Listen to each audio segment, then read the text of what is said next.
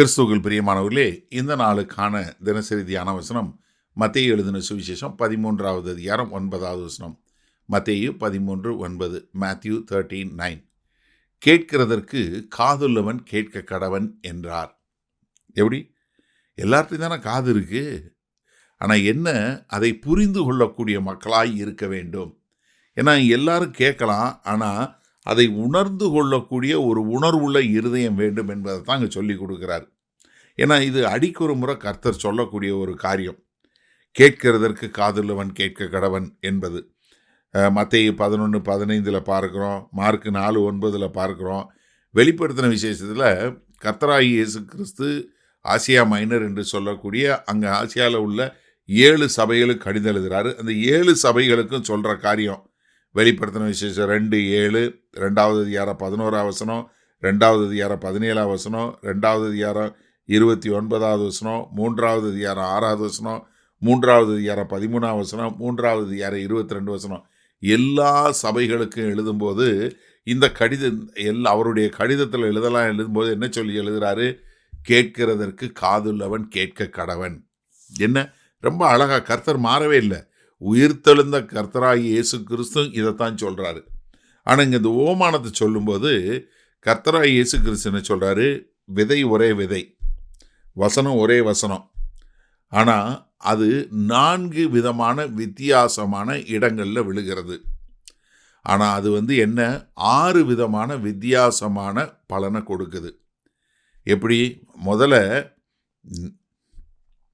வழி அருகே விழுகிறது, அப்போவே பறவைகளால் எடுத்துக்கொள்ளப்படுகிறது.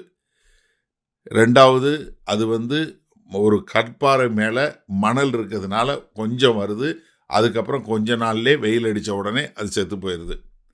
3வதாக அந்த நிலம் என்ன, முச்செடி உள்ள நிலம், ஆனால் முச்செடி என்ன பண்ணுது, அதை நெருக்கி போட்டுருது. இந்த 3 நிலத்துலையும் ஒன்றுமே பிரயோஜனம் இல்லை. 4வதா நல்ல நிலத்தில் விளையக்கூடிய விதை. இது என்ன, 3 விதமான பலனை கொடுக்குது. சிலது 100 மடங்கு பலனை கொடுக்குது, சிலது 60 மடங்கு பலனை கொடுக்குது, சிலவை 30 மடங்கு பலனை கொடுக்குது. அப்போ என்ன, ஒரு 4 விதமான பூமியை குறித்து சொல்கிறாரு, 6 விதமான முடிவுகளை சொல்கிறாரு. இதை சொல்லிட்டு கேட்கிறதற்கு காதுள்ளவன் கேட்க கடவன். அப்போ இது எவ்வளவு சிந்திக்க வேண்டிய ஒரு விஷயம். ஏன்னா நீங்கள் கேட்கறது எல்லாரும் தான் கேட்குறாங்க, ஆனால் அது உங்கள் சிந்தைகளில் ஒலிக்கக்கூடியதாக இருக்கிறதா, உங்கள் சிந்தைகளில் உங்களை மாற்றக்கூடியதாக இருக்கிறதா என்று காணக்கூடிய ஒரு காரியம். அதனால தான் கர்த்தர் இது சொல்லிட்டு என்ன சொல்றாரு? காதுள்ளவன் கேட்க கடவன்.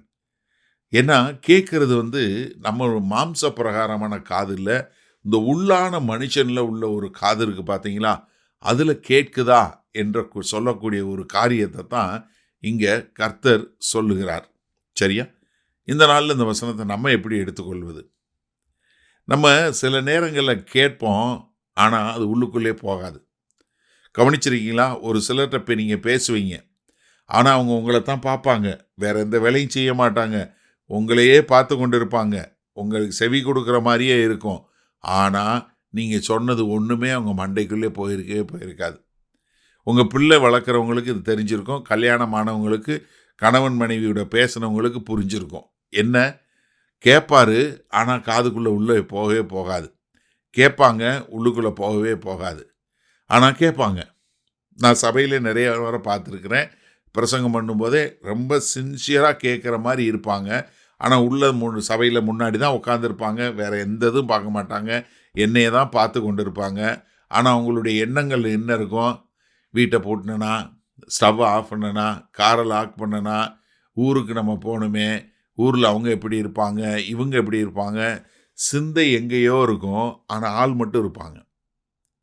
இப்போ நீங்கள் உங்களுக்கு புரியுதா இது எப்படின்னு? நீங்களும் இப்படி தான் நிறைய நேரங்களில் கேட்பீங்க, ஆனால் உள்ளே போகாது. எப்படி? கேட்போம், ஆனால் அது உள்ளே போகாது. இப்போ நீங்கள் எப்படி கேட்குறீங்க? நீங்கள் கவனிக்கிற விதத்தை யோசிச்சு பாருங்கள். நீங்கள் எப்படி கேட்குறீங்கிறத யோசிச்சு பாருங்கள். நீங்கள் கேட்கிற விதத்தை சிந்தித்து பாருங்கள். இதை நான் ஏற்றுக்கொண்டு கர்த்தருக்கென்று வாழ்வதற்கு நான் என்ன செய்ய வேண்டும்? இதை எப்படி என்னுடைய வாழ்க்கையில் அபியாசப்படுத்த வேண்டும்? நம்ம ஒவ்வொரு நாளும் இந்த தினசரி தியான வசனங்களை சொல்லி கொடுக்கும்போது 3 நிமிஷம் வசனம் என்னங்கிற சொல்லி கொடுக்குறோம். அடுத்த 2.5 நிமிஷம் என்ன சொல்லி கொடுக்குறோம், இதை எப்படி உங்கள் வாழ்க்கையில் கை கொள்ள முடியும்னு. நீங்கள் எத்தனை பேர் கேட்கிற வார்த்தையின்படி வாழ வேண்டும் என்பதற்காக கேட்குறீங்க, இல்லை எதை கேட்கணுங்கிறதுக்காக கேட்குறீங்களா? எப்படிப்பட்டவங்களாக இருக்கிறீங்க? சிந்திச்சு பாருங்க. நம்மை மாற்றிக்கொள்வோமா?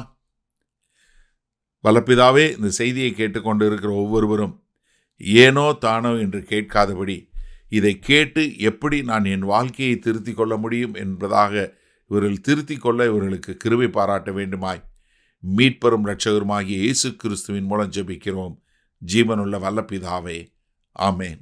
கர்த்தர் உங்களை ஆசீர்வதிப்பாராக. நாம் இன்று மாலை மண்ணால சந்திப்போம்.